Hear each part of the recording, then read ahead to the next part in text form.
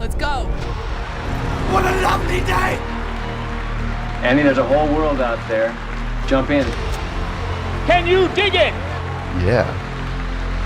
You must always pay strict attention. I was just completely enamored by it the entire time. Dude, he did not have to go that hard. I know, man. Isn't it wild? The Jared Cast. So it begins. Brilliant! Welcome to the Jared Cast, ladies and gentlemen and gentlethams.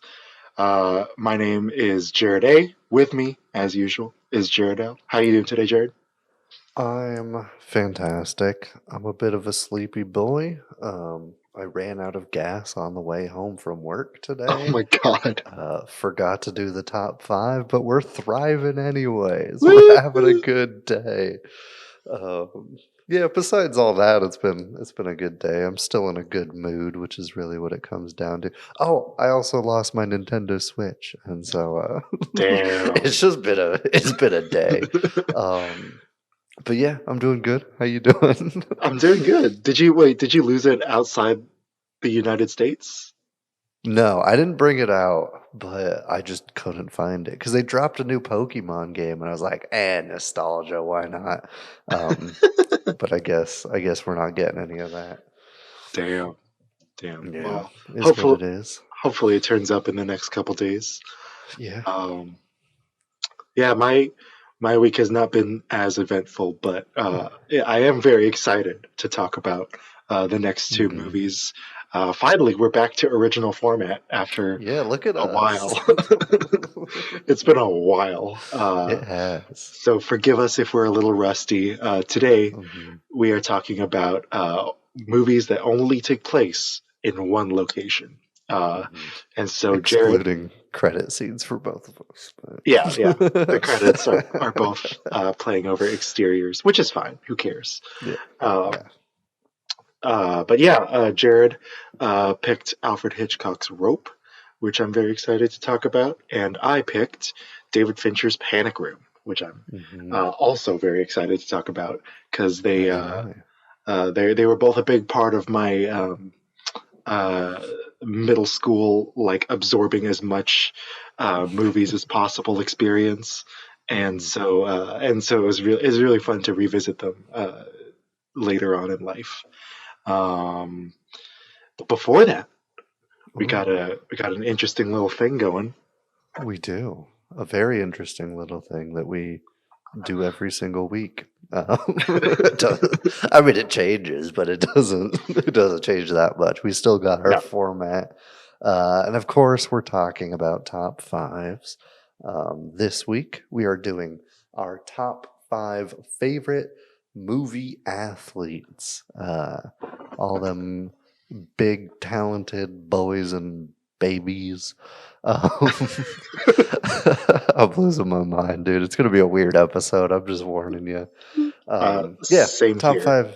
top 5 athletes. We're talking sports because it has nothing at all to do with either of these movies. So why don't you kick us off with your number 5? Yeah. Just FYI, I am also very loopy because, like Jared, I worked today. I actually just got back from doing. Literally just straight to the camera.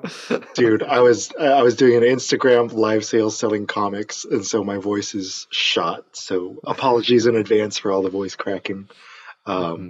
And the loopiness that we both shall go through. But in the meantime, speaking of loopy, speaking of dazed, speaking of generally just confused, my number 5 proves that my list is the most diverse fictional athlete list because he's not human.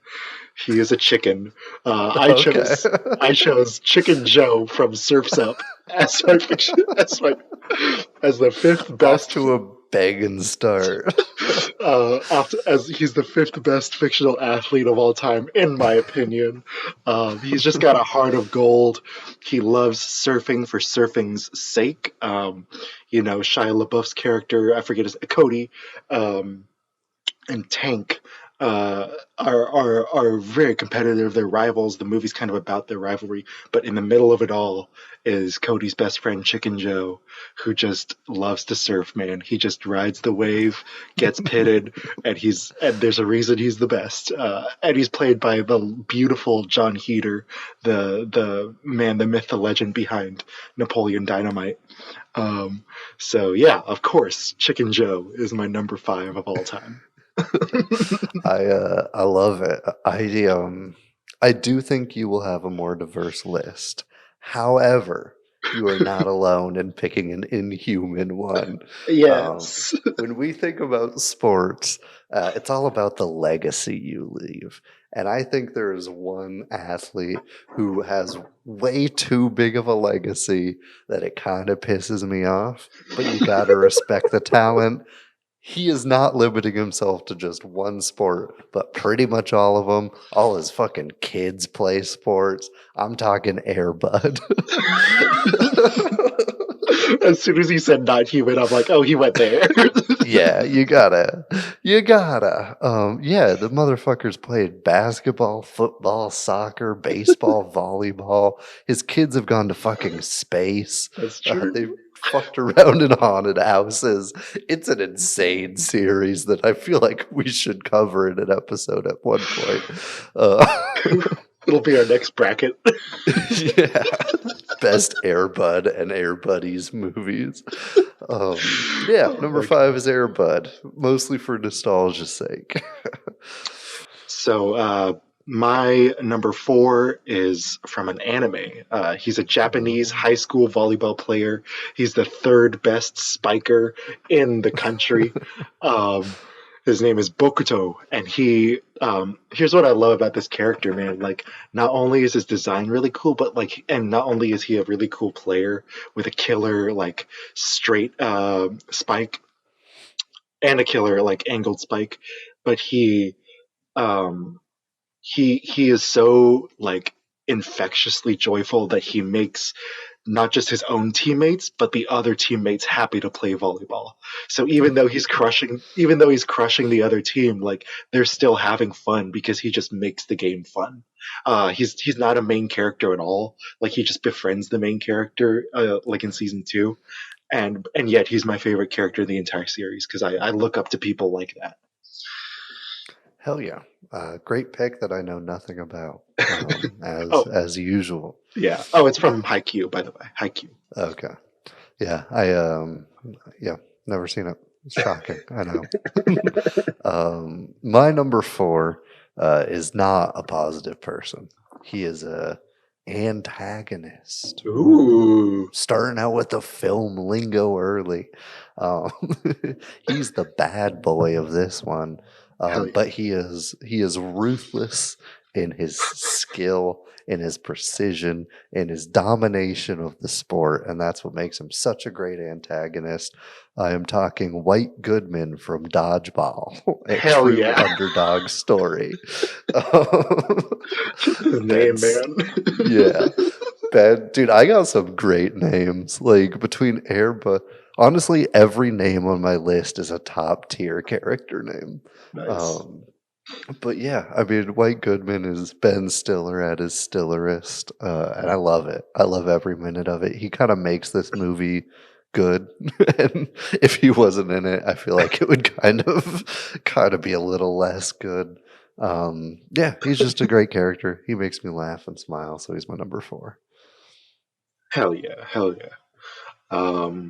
My number 3 also makes me laugh and smile because it's Rocky Balboa, the most wholesome, the most iconic, and probably the most popular item on my list.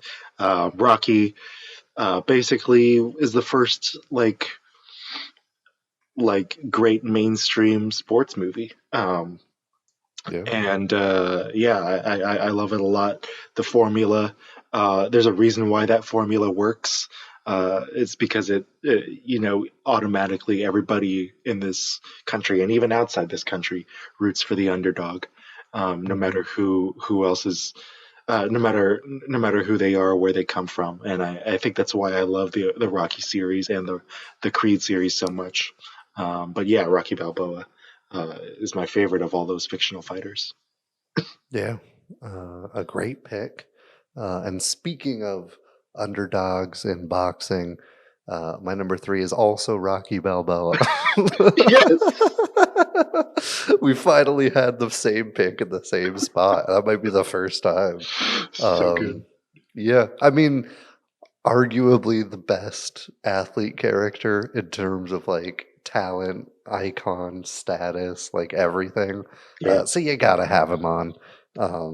If you want to know all the reasons, just rewind like 40 seconds and Jared will tell you. So number 3, Rocky Balboa. Excellent choice. My number 2 is kind of sort of a tie, but I have a soft spot in my heart for White Men Can't Jump.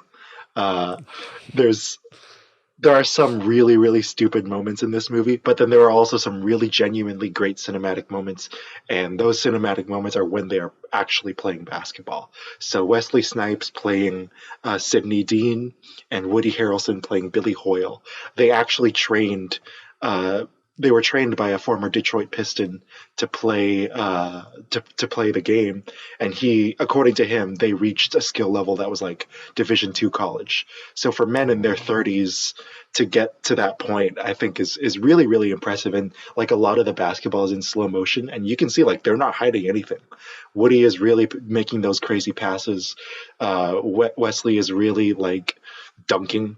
Like it's awesome. It's amazing to see, and I love Wesley Snipes. I love Woody Harrelson. They're two actors that are near and dear to my heart. And I grew up watching a lot of those basketball scenes on TNT as a kid, and so I rewatched it before I even made this list just to make sure. And yeah, they are my number 2.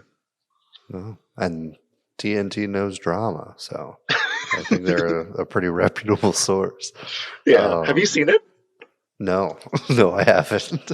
Dude, it's so good. So like the premise is like nobody in Venice Beach believes that Woody Harrelson is good at basketball, so they team up to like hustle everybody. Like it's so good. That's fucking awesome. I guess I'll have to check it out. I do love me some Woody Harrelson. And you know who else I love? And that's our Lord and Savior of the lanes, the Jesus. Number 2. Jesus Quintana from The Big Lebowski.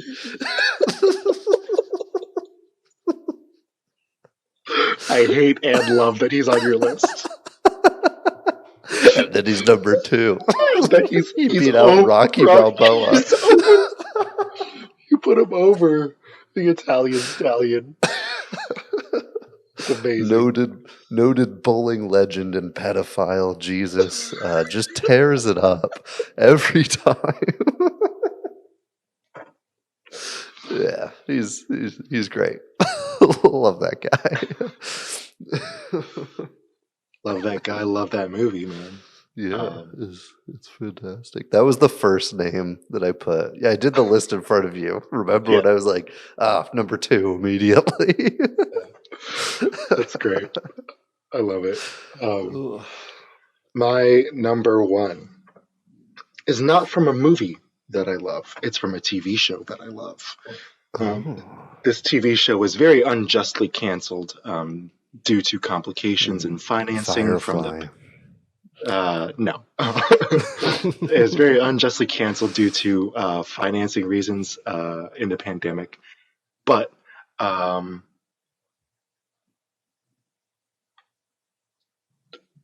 sorry, you froze for a second. Okay. Okay. Are you there?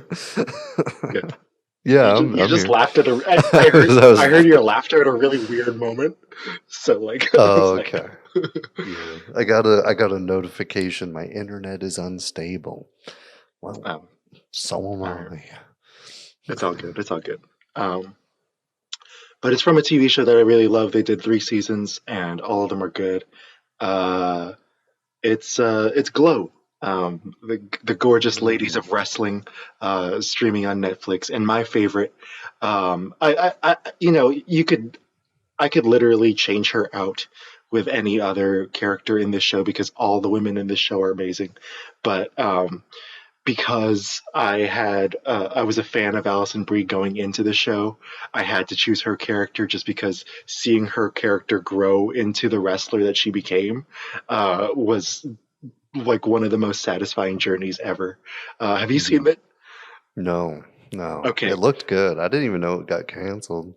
Yeah. Hopefully Netflix brings it back because the fans were very mad, including myself. But I don't want to give too much away, but her wrestling character is a Russian named Zoya the Destroyer. So I love it. you get to hear Alison Brie screaming in her fake Russian accent. And just doing the most awesome wrestling stunts. Yeah. I can't picture it, and that's why I want to see it. Yeah, dude. That's my number one. Ruth, Alison Brie playing Ruth, playing Zoya the Destroyer. Beautiful. My number one pick is it's from a golf movie that I seem to always somehow weasel in too high on all of my top fives. You could probably already tell where this is coming if you're a fan of the show. But it's not the lead. It is Rodney Dangerfield as Al Cervic in Caddyshack. He's great. He's fucking the funniest athlete character of all time, and a damn good golfer to boot.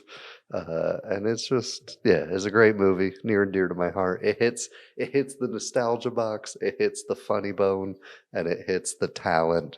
And so he's my number one pick, Mr. Cervic. Hell yeah. That's a great pick. Thank you, sir.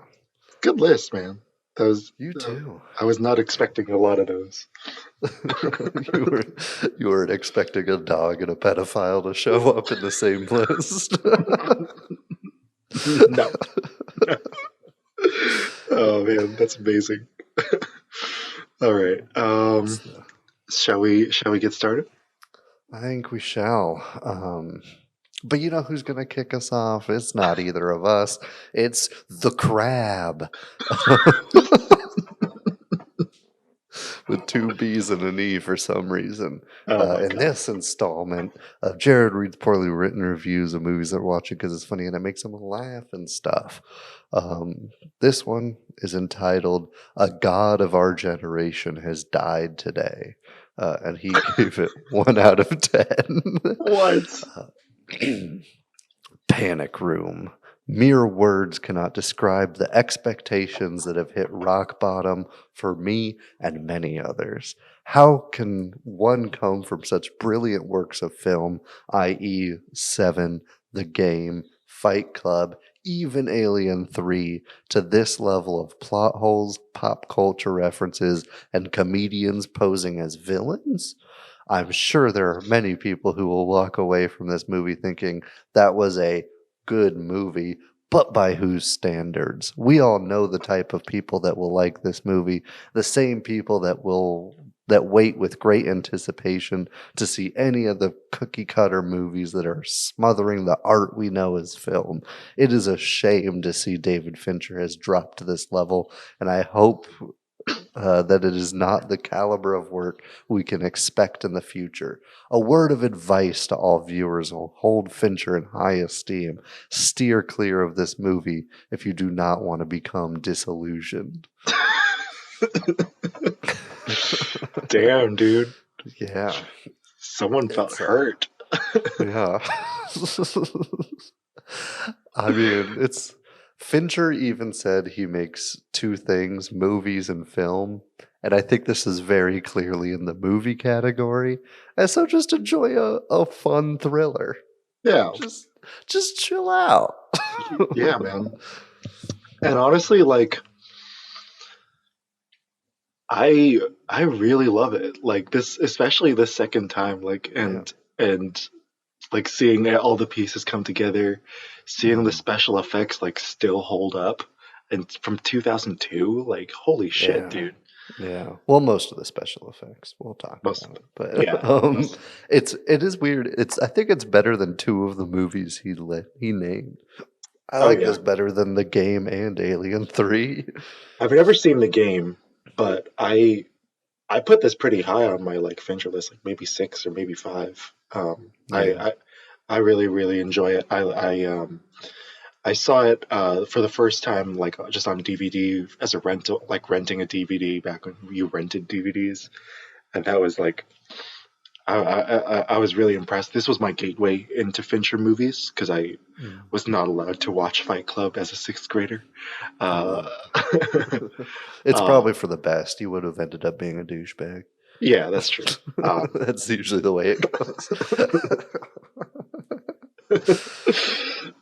Yeah.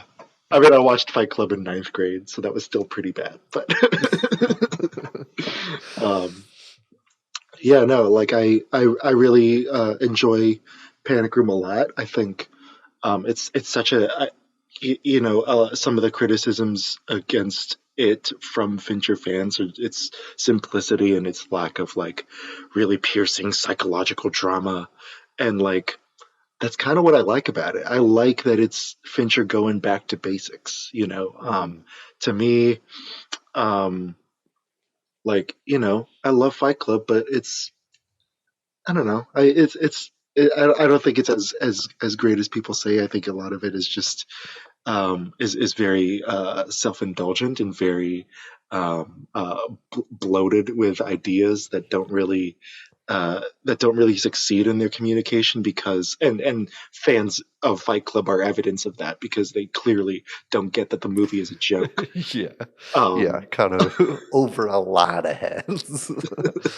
um, but I love Panic. I love just back to basics. I love Jodie Foster in it, especially. I think her performance is really exceptional, and this kind of kicked off a wave of her doing crime thrillers Mhm. for a few years after. I think uh, the presence of Jared Leto, especially now, brings it down a bit. But then you get to see him get the shit kicked out of him, so it's It kind is of cool. satisfying. Yeah. It's a that so then it goes. The points go back up. I love Forrest Whitaker's performance. I saw this movie after Twilight came out, and like I was like, wait, this chick is good. And so this kind of birthed my fan dedication to Kristen Stewart. Mhm. I've loved her ever since I saw this movie. Yeah, I love the performances, the directing. I think the cinematography is on point, um, and the sound is on point. The sound design is amazing, and so I'm giving it an 8.9.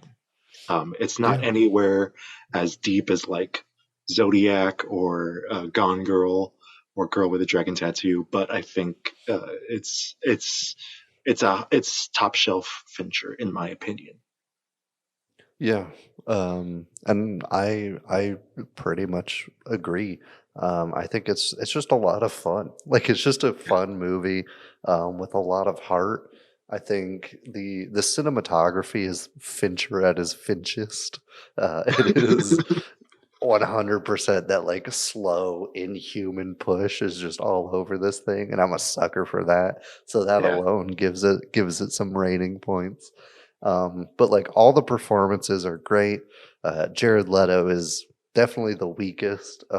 Even like I think prior thoughts of him aside, I think he's still the weakest character in this. But you kind of need a clown. You need yeah, you need that levity to remind you that it's not supposed to be taken seriously. But I think there is like a serious, not just for fun thriller movie hmm type movie underneath it with Forrest Whitaker's character. Like there's a lot of good character development there. I think they could have hit it a little harder if they wanted to lean that route. And so like hitting the point with it they did kind of makes it in the middle ground that's a little off, but not much. I think it's still it doesn't lose points for that. Um, Yeah, I think it's just a lot of fun. Cinematography is great. CGI mostly holds up, excluding the fire. Um, it's bad. It's just like it just looks bad. Um, but besides that, it's great, and it's always nice to see like a battle of characters that are like equal in intelligence. You know, like Yeah, having a movie where like two characters hide out in a panic room the whole time. Easily, you could just have like every time they're foiled, it's because of the room and not because of Jodie Foster's like intelligence or Kristen Stewart's intelligence. It's nice to see them be like, okay, we're gonna give these victims agency and have them outsmart these motherfuckers at times, and that was very satisfying. So I really appreciated that. I gave it an 8 out of 10, and I enjoyed it a lot. hell yeah. I'm glad you. I was curious what you would think, like, because you're an even more hardcore Fincher Mhm. fan than I am. Like, Yeah. But like I don't like take Fight Club seriously. And like even yeah, 7, I'm like this is just a fun like thriller. yeah, And so yeah, yeah, I kind of group it in with those where it's like it's not going to be Gone Girl or Social Network where like you're supposed to use your brain. yeah, But you can if you want, and if you don't, you're going to have a good time regardless. yeah. Um, I agree. I agree. Uh, what's your number one? I have a feeling like, My number one Fincher movie, yeah, just what we're probably hearing. Social Network. Oh, okay, I cool. think I'd give that, and then Zodiac, um, and then from there I'd have to like think harder. Yeah, I Yeah, I I think Zodiac is my number one. yeah, they're very close though. I think So those two close. are definitely his peaks. For sure. Yeah, you talked a little bit about the writing and the themes and stuff, and the kind of underlying themes. What were those to you, and like how did you pick up on them right away, and did they pay off for you? Yeah, I think mostly the like central theme of just like family to make it as broad as possible um is the core of the film and the core of like the face off between Forrest Whitaker and Jodie Foster as like the main protagonist and antagonist. um and I Yeah, think the redemption of Forrest's character, um like letting them escape and kind of like changing his ways. I think it's a good payoff, and I do think they like satisfied that theme in my head.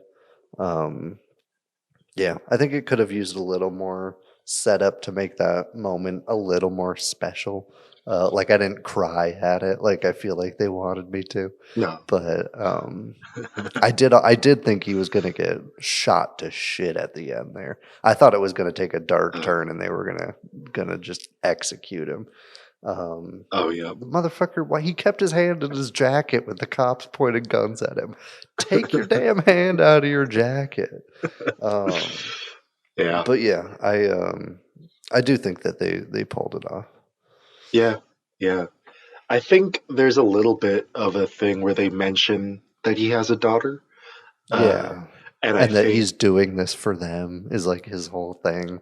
yeah, and I see that pay off too, not just in that final scene, but when he sees Kristen Stewart's character on the ground, like Hmm. instantly paternal like switch on, like, Yeah. and I think that I thought that was like really really cool to see, and like like brilliantly stated, like not stated, but like shown by Forrest Whitaker's performance. Um, Yeah, it was a diabetic shock thing that she had, right? I'm remembering that right. Yeah, it was. Um, I don't know what it's called, but I think that's just it. Yeah, she's in yeah, shock. Yeah, yeah. I think that like really pushed it to that next level. Like before that happened, and before they really humanize him, and the other robber, I can't remember his name or the character's name. uh, Um, Dwight Yoakam plays him, right? yeah, yeah, Raul. yeah, yeah. Yeah, I think it humanizes both of them in a really nice way, and it earns that moment with all the setup that they do, and I think it overall ended up positive. Yeah, yeah. Um,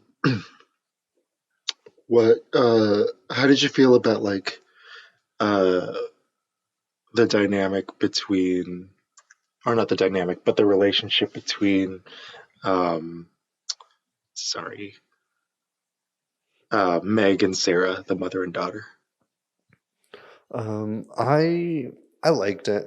I think they could have had a little more of butting heads before the panic room kind of set in, because it's a very newly divorced family.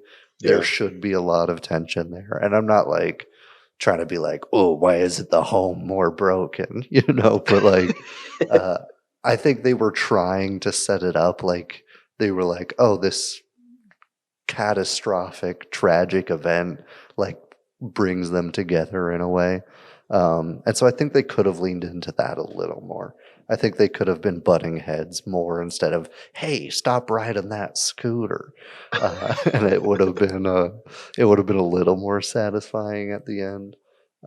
But besides that, they both put on incredible performances, and they both were like useful, like I mentioned yeah, in the initial thoughts, which was very nice.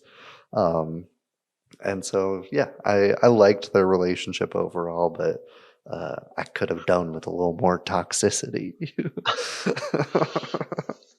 yeah. That's interesting. I don't know if I'd put it that way, but you do bring up an interesting point, like that. I was I wrote down that I think had the script had like more time and had it Mhm. had more like punching up as far as like uh you know bringing in bringing the themes into the dialogue and bringing the themes into uh the the characters like blocking and the way the characters interact with each other. I think that would have like that alone could have taken it to that next level. um Yeah. because the movie is otherwise so technically amazing, but I think there are moments like in their relationship, like yeah, it feels real, but it's not as like hard hitting as it wants to be. Mhm. And then also the other um, weakish thing I felt in the script was with Meg's claustrophobia. I Mhm. think there's no real moment where she kind of overcomes it. Yeah. She's just kind of it's just kind of there as a source of like tension for her and for the audience who knows that she's claustrophobic, but it never really gets to but you never really see a shot or see a moment or see an eye movement or a change in her body language to show her getting to the point where she can ignore that, and I think or where she can overcome it. And she has to hide several times, and she has to she does overcome it, but we don't really get to see that moment where she does that part where it clicks. Yeah. um yeah, and so I think having a moment where that pays off, having a little more setup with the mother daughter thing, I think that would have taken it into the nines for me for sure. Mhm. Yeah, Yeah, the claustrophobia really is something they just kind of like keep mentioning, and then it's never like a huge obstacle either. Like it's yeah, kind of just like present as like maybe this will happen. yeah, Um, but yeah, I think it does need a couple pages, and you would have to trim out somewhere of the burglary Home Alone, but for adults type section. But it does need some more before the break-in happens, because it like they move into the house and it's literally like the first hour people are climbing around on the walls. Like it yeah, wastes no time. Which is cool. Like it's nice that it just like jumps right in, because it is supposed to be that fun thriller for thriller's sake type movie. But if you want to hit that mother-daughter relationship, if you do want to hit the like mirrored parenthood relationships of Forrest Whitaker and Jodie Foster, you need to set it up more. Maybe even like show Forrest Whitaker like lying to his daughter to get out of the house to go commit this crime or something. Like just something to like make it a little more tangible for both of them. I think would have assisted.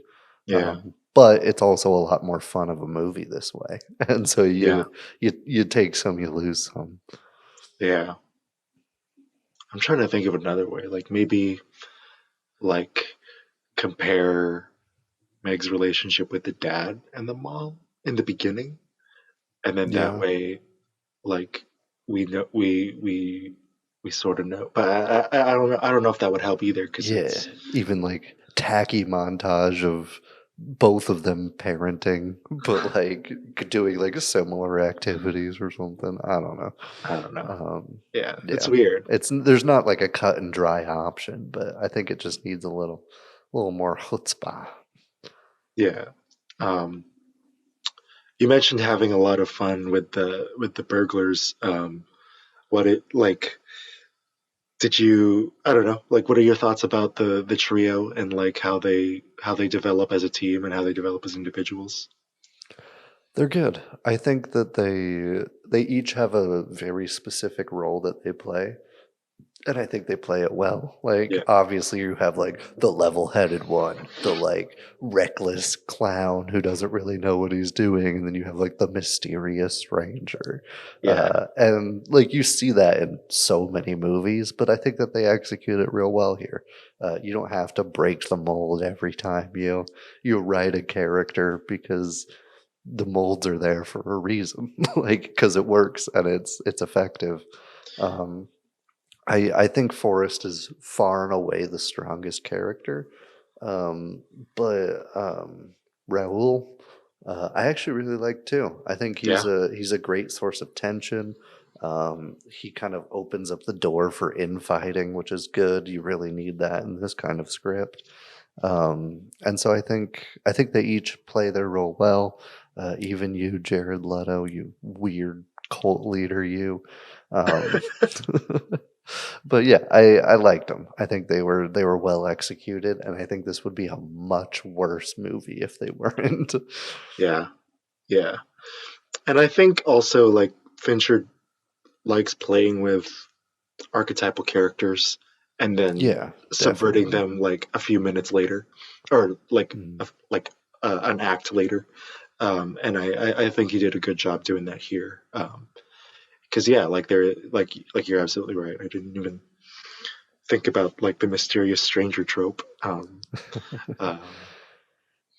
I remember watching it originally, and my like when you see Raoul take his mask off, my dad was like, "Oh," and I was like, "What?" And he was like, "That guy is a country singer." Yeah, it's weird. And I was like, "Oh, It's okay, weird. cool." It's weird that 2/3 of the robbers are singers. Like, really, they're just kind of a failed barbershop triplet, I guess. Trio. Trio, yeah, that's funny. Um, Imagine it was a musical. This, but just musical. just music. Oh my god. Um, you mentioned liking the Fincher-esque cinematography in the Fincher-esque movie. hmm Um, what did you like? What are your thoughts about that? About the cinematography Uh, overall? it's good. I think it's perfect for creating tension in the way that they do, because you are limited by having the one location. You really need to like kind of creep around it, and so having that like still, slow moving inhuman camera, uh, it's very voyeuristic. You feel like you're kind of like sneaking around the place yourself, except you're somehow going through like a coffee mug and shit like that.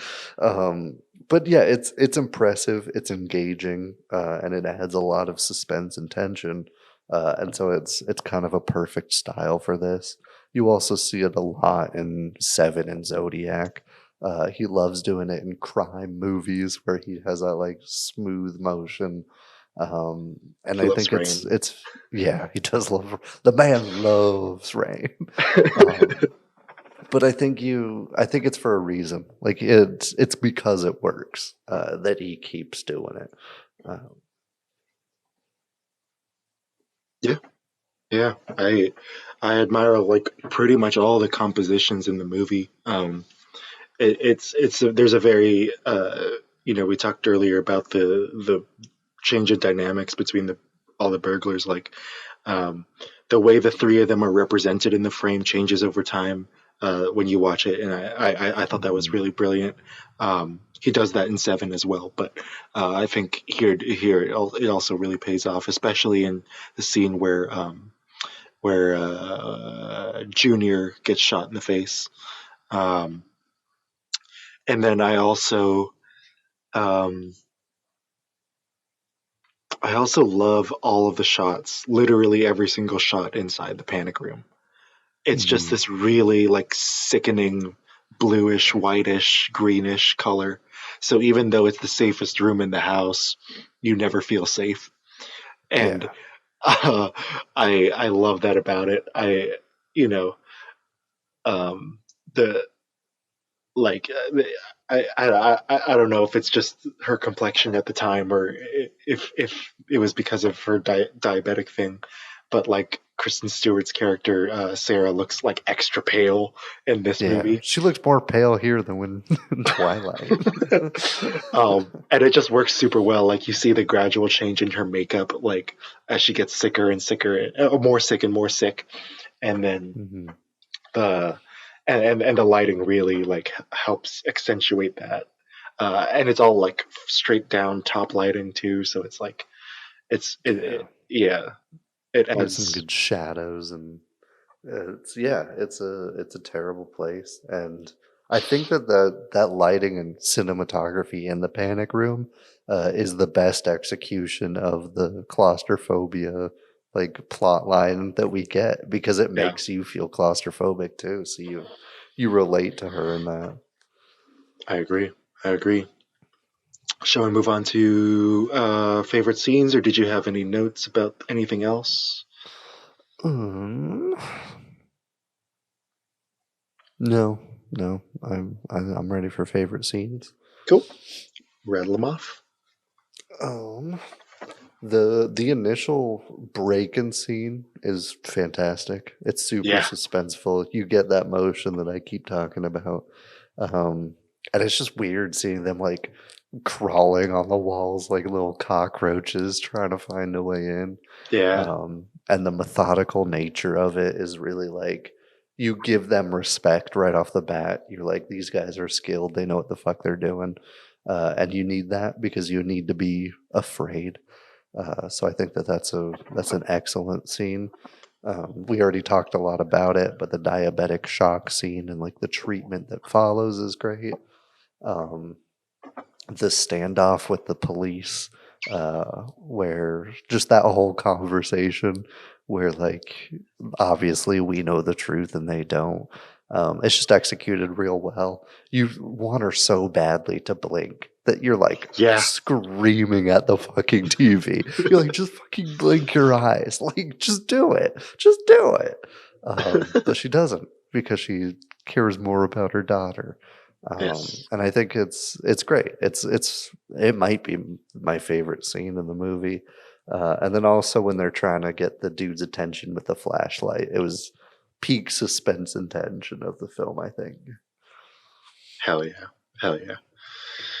Yeah, I love all those scenes, and like I love that, like with scenes like the flashlight scene, like you feel like their cries for help and their like signals are all like hopeless, but then we learn at the end of the movie that it was a combination of all of those things that led to the police like breaking in finally. And so that was just such a nice payoff. I have a lot of the similar scenes. I also love the cop scene, like looking directly into the camera is very, very Demi, very, very like almost Silence of the Lambsy, which is a cool kind of thing considering Jodie Foster. I I love the scene when they're arguing over the intercom or over the PA system, and like Kristen Stewart's character Sarah is teaching Meg how to curse. Yeah. That was just so much fun to me. I love that, and it reminds me why I love those two actors so much. And you I get good banter with the burglars in that scene too. They're like, it's Yeah. not a fucking like you can't talk back. yeah. um, there's that. I think the breaking in scene is actually my favorite scene because the camera goes through the coffee pot handle. Like, Yeah. what? And the reflections in the window still look good in 2022. Like, It it's still, shouldn't look good. Like it's crazy that shot still holds up. There's Yeah. no reason for it. and on top of that, there's rain hitting the window that they're playing CGI on. Like, I straight up don't know how it still looks like. I don't know how it is. Like, how they Yeah. even executed it. That's probably my favorite scene in the whole movie. I also love the slow motion running to get the cell phone, and then it no signal. I'm like, oh, like it's just it's peak Western crime thriller, not Western, but like from the West, from Europe and America crime thriller moment, and I absolutely love it. Jodie Foster is one of the greats, and it's cool to see her like in genre movies all the time, and that scene is definitely a great one, a great physical scene for all of the adults, not just her. Yeah, man. Solid movie. Absolutely. Thank you for giving me an excuse to watch it because I hadn't. This was my first viewing, Hell yeah. even as a Fincher stan, and it was I always heard bad things. I think it's pretty damn underrated, honestly. I Yeah. always heard like, it's not great, but I think people just didn't quite clue into what he was trying to do, and that's okay. Sometimes people miss. And if you don't like this movie, like we're not trying to shame you for not liking it. Like it doesn't matter to me. Yeah, But I do think it's underrated. I agree. Speaking of underrated, shall we? Sure. Yeah. Before we do, we've got a bit of a novel from Callum Bainbridge. Ooh. In this installment of poorly written reviews of movies that we're watching because it's funny and it makes him laugh and stuff. That was the worst horn I've ever honked on this podcast. This is entitled A Straw Man Argument, and he gives the movie a 1 out of 10. He really, really focuses in on this one. I love it. I'm not going to deal with the usual cinema fare in this review. The acting, cinematography, music, and pacing are irrelevant insofar as I'm concerned. What matters is the strength of the argument. This film is seemingly opposed to the idea of Friedrich Nietzsche's concept of the Overman. Two men perform a murder, believing themselves to be such beings, though the sacred man's performance in this regard is very unconvincing, and hold a dinner party to show they can get away with it, ignoring the fact that the corpse would empty its bowels and the gig would be up, so to speak, and that very much of the movie was contrived. The fact remained that at the end of this film, sentiment, no such hypothetical overman is beyond the constraints of the positioned good and evil was not dealt with to any extent whatsoever. The discoverer of their plots makes the claims of right. What right did they have to do this thing by? Well, if the writer understood Nietzsche in the slightest, he would recognize, misspelled, that Nietzsche had no such conception, putting all things down to stemming from power, and this murder would have simply been an expression of power, which basically was having no other motive. The film is akin to the priest who lectures on God's behalf because no one comes along to challenge him. He feels reinforced in his own sentiment, but rest assured, this film does not challenge Nietzsche as a thinker or anything resulting from his work. It may demonstrate that the two men of this movie fail to satisfy the demands of being defined as hypothetical overmen because they were caught. But to demonstrate that one fruit tree does not produce fruit does not mean all fruit trees are impotent. Also, resulting to, yeah, but Hitler thought of that as well, is a merely childish response. The movie was awful. Thinking otherwise is to admit of having no knowledge of nihilistic philosophy or adherence to any consistent system of logic. Sometimes I get the impression that Hitchcock is so revered simply out of nostalgia. I've seen quite a few of his movies, and none are particularly impressive. This was just icing on the cake. Oh my god, dude! This is. I always said throughout college, I was like the worst majors are filmmakers are like third, theater majors are way up second, and then philosophy majors are just double that at first. I fucking hate these people, bro. I want to I want to bring my score up just to spite this guy, bro. That's the worst. That's honestly why I picked it, because I knew it would especially piss you off. Once I saw Nietzsche in the description, I was like, yeah, this is gonna be the one. I'm so tired of millennials talking about Nietzsche, bro. Shut up. He's dead. Like, calm down. It's so funny too, because he's like, this film fails because the main characters aren't who they think they are. And like, yeah, that's the point. That's the point of the movie. That's rope.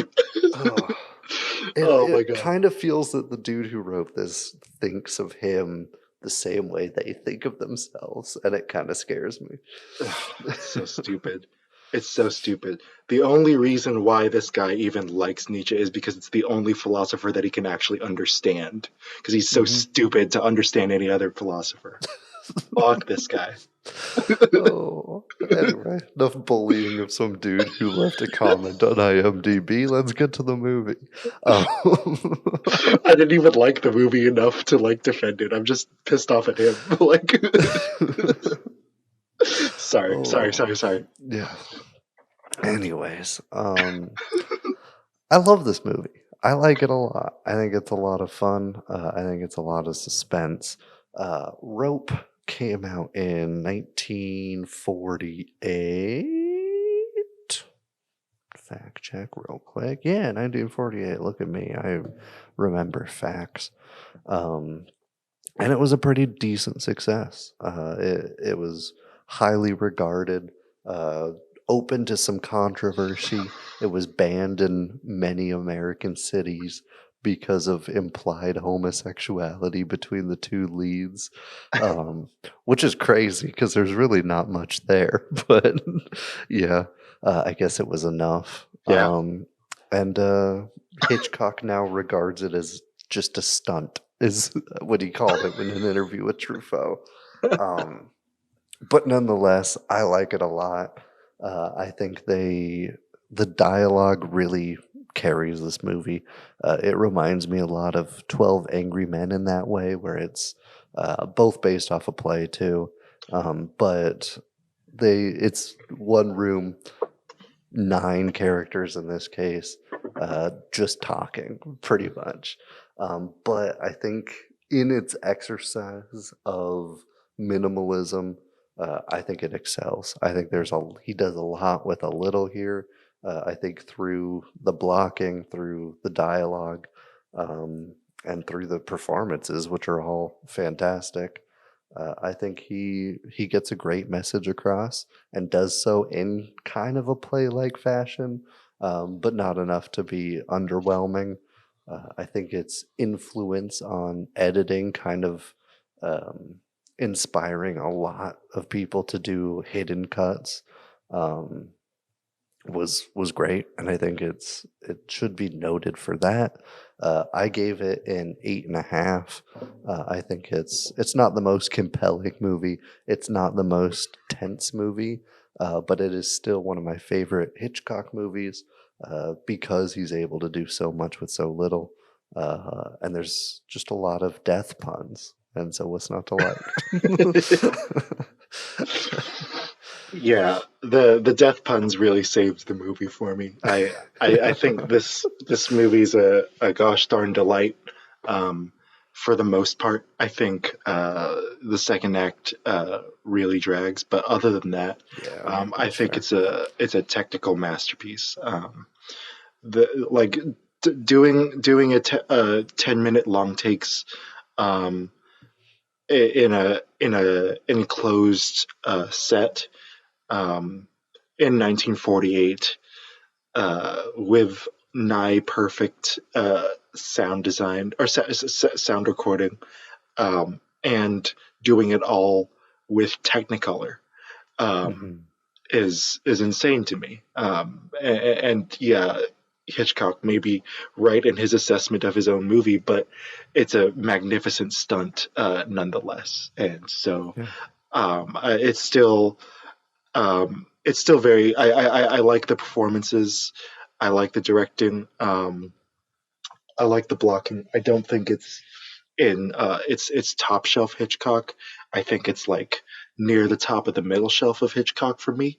Um, and I really like it. I think Jimmy Stewart kind of saves the movie as well. Like I think his Mhm. performance is really good, even though his character um, isn't a particularly deep character. Like I actually like really appreciate his presence in the movie. I feel comforted by it because he's a familiar face. I Mhm. grew up watching Jimmy Stewart movies, but also like he just like in a movie filled with so many like wacky characters that are like just wacky enough to let you enjoy the movie. Like he's like kind of this like solid rock, this solid foundation who has a crazy idea, but Mhm. he's still human. Like he's still he you feel this sense of like, oh, something's wrong with the space that I'm in through Yeah. him. Um, and I think he's invaluable to the my enjoyment of the movie. Um, and I think some of the shots are just straight up badass. Like Mhm. going through the hall or through the foyer into the kitchen is insane. Mhm. And Or then like timing the rope drop in the drawer with like the door swinging open and yeah, shit. I was just about to say that was so good. Yo. And Yeah, man, it's a real triumph in terms of sound and directing and cinematography. Editing um, doesn't really hold up because of the like zooming into people or panning into Yeah, you pushing can into people's tell where the jackets. cuts are for sure. Yeah, and um, but other than that, like it's a really cool movie, and I enjoy it for what it is. Um, for me, not the strongest Hitchcock, but still like fun to watch and fun to just learn from. And Mhm. and the writing and a lot of the more macabre side of the writing is pretty fun. And so I initially gave it a 7.3, but to spite our reviewer, I'll give it a 7.5. Um, I appreciate the change. uh, Yeah, you mentioned the kind of the stunt of the film, in that it's all looks like one shot. He wanted it to be kind of documentary, fly on the wall style, yeah, and I think it works. I think having the film in real time, you need that to kind of not distract the audience. Granted, you could probably get away with having just normal editing with it, but I think it works very well, and it doesn't feel like doing it just to do it and just be yeah, like the movie that like, oh, this one looks like it's in one take, you should see it. Like it doesn't live and die by its gimmick. It serves the plot, and I appreciate that. But to pull it off, they went through hell, man. It was Yeah. a real rough time. I saw in the IMDb trivia, um, they at one point the camera dolly ran over and broke a cameraman's foot during a take, and they literally like gagged him and dragged him off set, and that take is in the film. They Oh my used that one. God. Yeah. And then at another time, a woman, I think it was the older woman, she puts her glass down and misses the table, and like a PA dives and catches it before it hits the ground. And they used that take too. So like they had to work to pull this off, and it's impressive. Like Yeah. you can tell when certain cuts are like the most obvious ones to me is like the one you mentioned when it zooms in on his jacket, and then when it's like still on the hallway, you get like a quick lighting shift and shit. But having just 5 cuts and 5 dissolves is a pretty insane thing to pull off here. Yeah. Um, how do you feel about that? Like having the one shot long take method. Do you think it served the plot well and the location well, or would you have rather seen it just normal?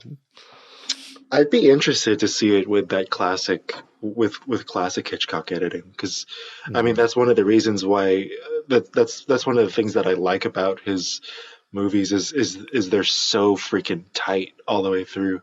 The one that immediately comes to mind is the gas station scene in The Birds, which is one of my favorite scenes of his.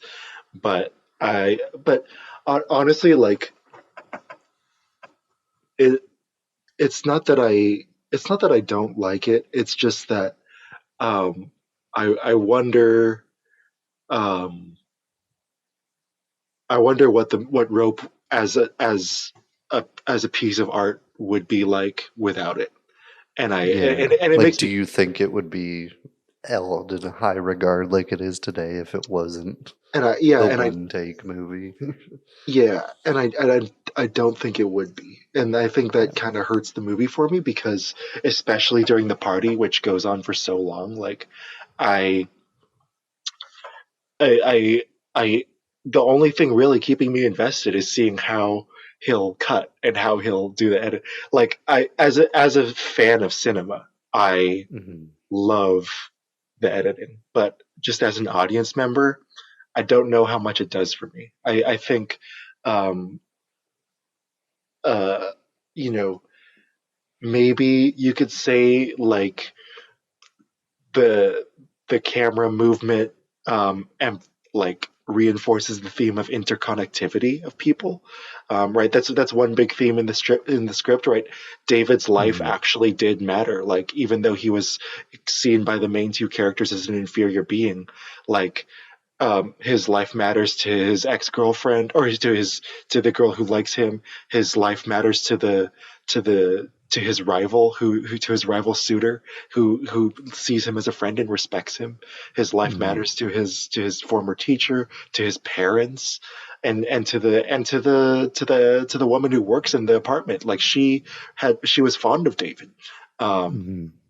and so I think maybe like the interconnectivity of the shots could be seen as like a way of showing the interconnectivity of people's lives and people's things. But other than that, it doesn't really. That's really the only thing that I can see as far as like linking the themes together, and linking the people to the characters and their arcs together.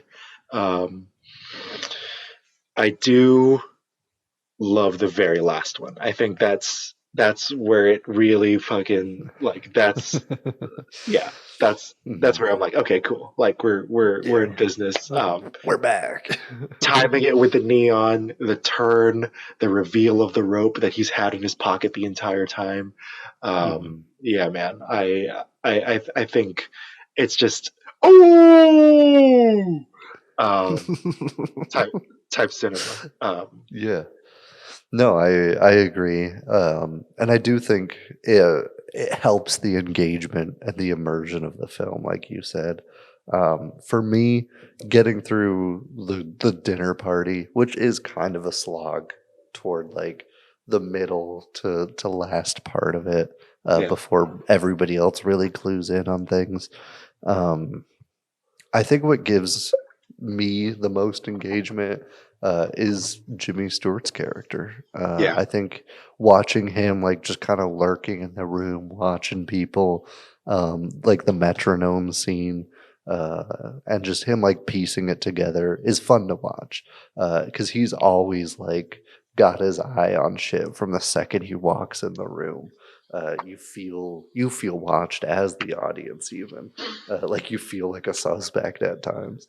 Yeah. But I think that carries me through equally as much as like waiting to see where the cuts are.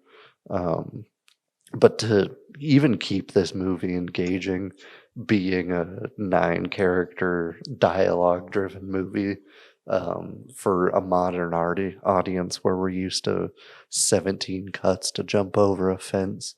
I think it's a great feat. Not to Yeah. call anything out specifically, but No, of course not. I think yeah, that was just a random example. But it's a very impressive feat, and I think it's why I love this movie so much. Not solely, I do think that the script is incredibly tight, and I think the suspense and tension of the film is very well felt. Do you think Hitchcock, the master of suspense, did a good job with it on this one? Was it suspenseful? Hmm. It's a different suspense because we already know the answer to the question. And I think like in a normal Hitchcock movie, we'd like the movie would start with Rupert. Like we would be Yeah. following Jimmy Stewart's character, and then something's wrong with the world around me.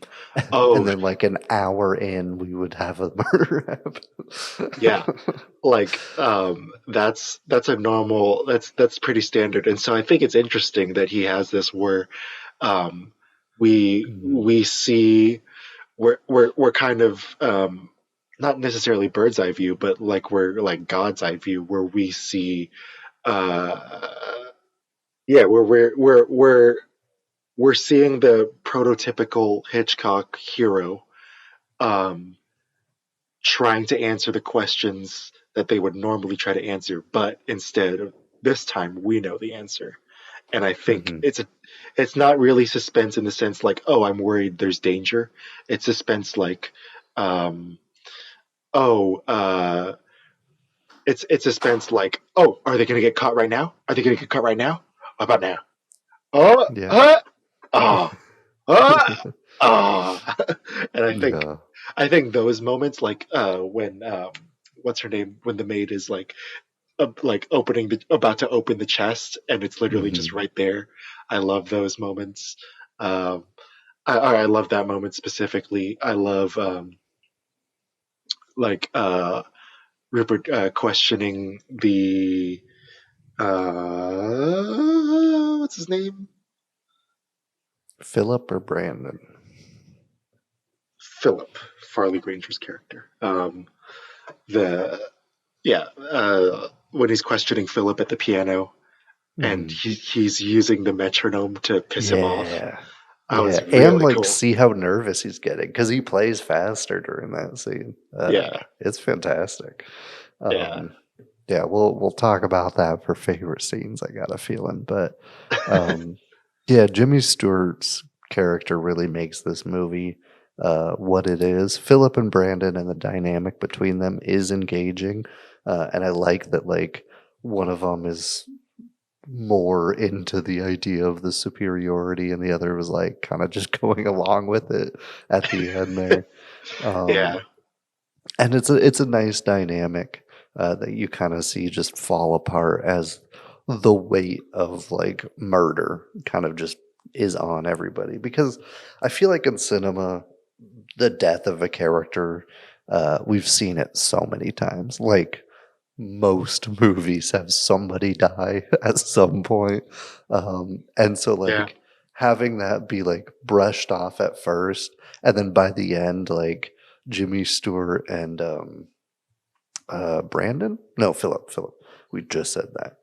Having Jimmy Stewart and Philip both be like, dude, somebody is dead. Like, one of our friends is fucking dead. Like, that's a human being with relationships. Like, what the fuck?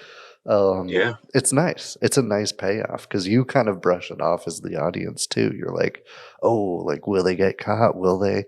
And you're like, just forget that a life was taken. And so I think having that realization at the end is a very satisfying ending. But do you think that it was a satisfying ending? Was the ending earned?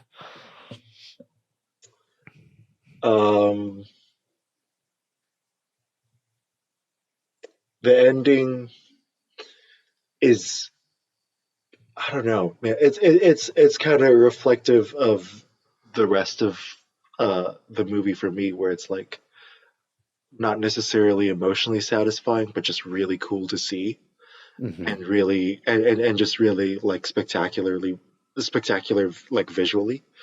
But like, I don't necessarily, even though I'm like rooting for Rupert to catch them, and even though uh I'm like cheering when he pulls the rope out, I I'm not necessarily, I don't really care about Philip and Brandon. And Yeah. so I like them finally getting caught, and them finally and uh and David's body finally being discovered. Like, it's not really like, it doesn't impact me in a really like meaningful way. Mhm. But just by murder mystery standards, and in terms of like genre, I think it's really cool, and I think it's really interesting, and I like that a lot of the movie is spent with them talking about hoity-toity philosophy crap, and Yeah. then, like you said, they come to this very concrete realization that a person has died, and how do you deal with that after? And I like the very ending, that they kind of leave you just on that note. Mhm. Like, there's no real catharsis. Like, or I mean, that is Yeah. that is the catharsis. Like, that Mhm. heavy realization, and then it's just done. Like, Yeah. nothing else. It, the fade out at the end definitely has red curtains being drawn over the stage type energy Yeah, too. They're like just sitting frozen and then it just like ends. yeah. It feels like a play, but I think it kind of works for it. We complimented a lot of the dialogue in this. I don't know if you wrote down favorite lines or anything, but did you have No, any lines that jumped out at you? no. I didn't write anything down, but just any time that they were talking about, or any time that specifically Brandon made a pun, I thought Hmm. that was pretty Yeah, funny. being like Um, David wouldn't be caught dead being late, shit like that. Such an My asshole. I love it. favorite, yeah, my favorite joke in the movie isn't even one of the death puns. It's from Janet, David's girlfriend, Mm. when Brandon was like, "Hey, what would you say to some champagne?" And she's like, "Hello, champagne." I don't know why. I laugh every single time.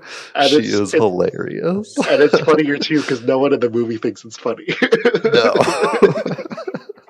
Yeah, Yeah, I don't. that's a good one. She's a gem, and all the side characters really are.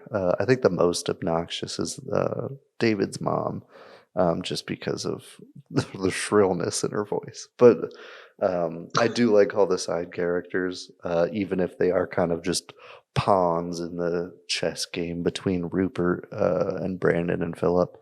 Um, did you have a favorite side character? How did you think they were treated? Um, my favorite side character was Mrs. Wilson, um, and I also liked David's father. I don't remember his name in the movie, Mm, but I like those two. I appreciate, in a movie that's like very with two very almost cartoonish performances at the lead. I think having two people who are like super sincere about everything really helps anchor the movie down and like, oh shit, like this is still a bad situation, you know? Like even though it's entertaining, you're like, oh, this isn't good. Like, oh, I feel kind of bad for this dad. Like, Yeah. shit. Like, and so yeah. No, I'll say that the David's dad is the best one. Or to me, my favorite one. I don't really care about the relationship between Janet and Kenneth, or Kenneth is the other guy, right? Yeah. Yeah, I don't care about that at all. If if it were me, Yeah, I would have same. cut it out of the movie and had it be a really awesome 70-minute movie, you know. Yeah, 75 the only minutes. reason I like it is because it's kind of the reason that Janet and Kenneth are able to like piece together some things up with Brandon. They're like, why would you even do this? Like it's just a Yeah. weird move. And so I like the suspicion it causes, but I don't care about the love triangle at all. Yeah, and like I don't know why why Brandon enjoys it. Like, and I Yeah. don't think we ever learn why. Um, yeah, I don't know. That was weird, but hmm yeah, yeah. David's dead. Yeah. I didn't really have much else. Are you ready for favorite scenes? You want more you want to talk about? I Yeah, I don't feel like actually, diving too deep into the hoity-toity philosophy bullshit, but if you want to, we can turn on our German accents and get Nietzsche with this shit. no, I don't give a shit about that. No, I wanted to ask you about the homosexuality theme because Mm, it's there. Like yeah. it's very clear that the two leads are gay and that Rupert might be in there as well. Um, Mm, and I think it's even more explicit in the original play because the original playwright, I believe, was out and later on dated Farley Granger, um, or maybe it was the screenwriter. I know the screenwriter is like because I watched the special yeah. features when I in middle school when I first watched this, and I think it was like the Okay. first movie that I saw with two gay leads. Um, but yeah, I was wondering like what you thought about it in the movie and like how it connects to the rest of the movie and what it means. Yeah. I think because it's 1948, they didn't lean into it as much as they should have. Because I Yeah, think it gives Philip a lot more justification. Because he doesn't seem into the philosophy behind the murder or like really into the murder at all. But if he's killing for love and to like keep with Brandon and like only backing him up because of a relationship thing, I think his character gets a lot stronger. I think it improves that the more they lean into it. So I kind of wanted it to be more gay. I want them to gay it up a bit, but it is there, and it's a ballsy move to have it there. And so I really respect the playwright, screenwriter, and Hitchcock and leads to for doing it. Like it's 1940s America. They're not the most tolerant yeah, of people, and so I think it adds to the film. But I think it would have added more if they leaned into it. yeah. I agree. I think it also gives them. I think it also reinforces the idea that like Brandon and Philip are outsiders, and like hmm yes, they're doing all these things to fit in. They have the champagne, they have the chicken spread, they have the fancy apartment, and they quote these philosophers.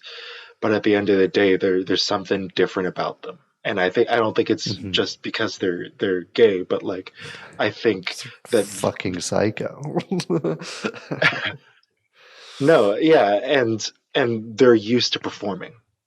Like they're used hmm to putting on an act, or especially Brandon. Like he's used to appealing to high middle class society in a certain way, because he's had to, because of the world that he lives in.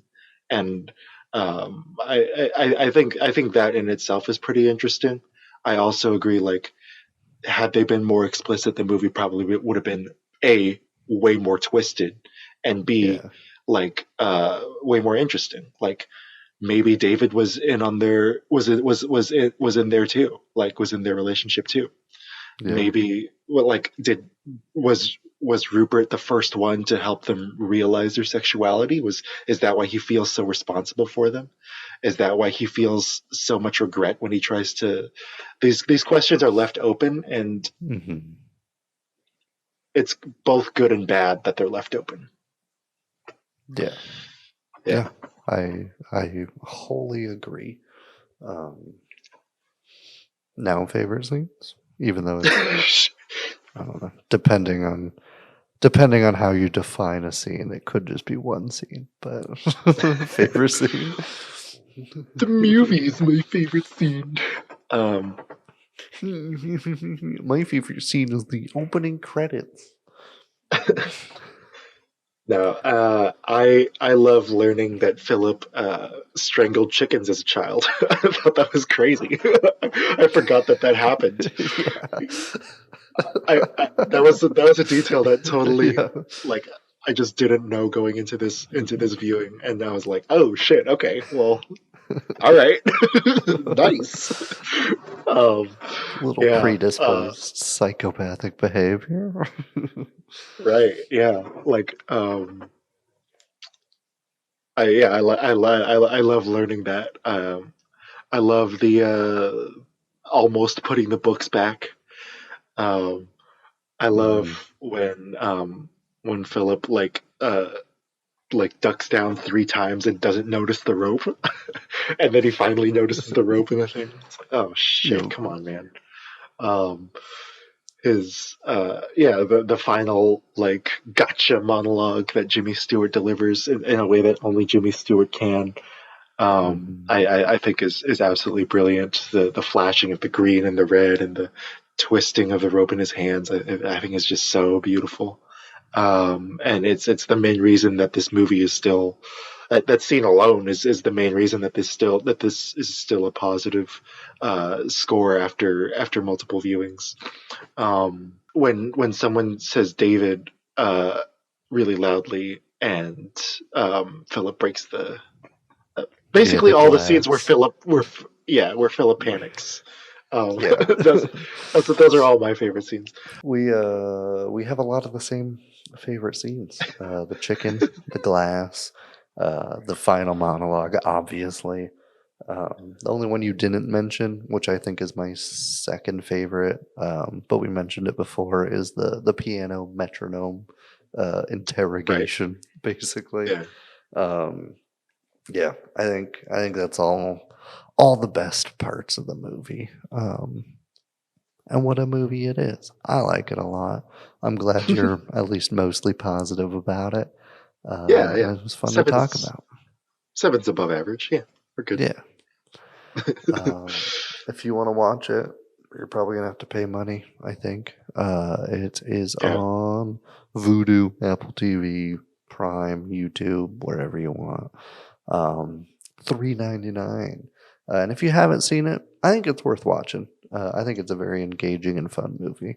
And we're sorry we spoiled all of it up until this point. And if you're a student of cinema, like, it's a great one to learn from, especially. Absolutely. Cool. Join us next week. We'll be talking about different movies. It'll be real good and exciting. It's probably going to be the best episode we've ever had. I'm calling it now. Haven't even decided the topic yet. Hey. Nope. Don't need to. Don't need to. It'll be the best episode ever. So make sure you're there. Where can the beautiful people find us if they so choose, Mr. Jared? At the Jared Cast, TheJaredCast on Instagram most prominently, but also on Facebook, also on Twitter, mostly on Instagram and YouTube. And we're streaming on SoundCloud. We're streaming on Spotify. Wherever you're watching this or listening to this, keep tuning into this this channel, and we'll make your day. Yeah, man. Thank you for listening. We love you. Goodbye.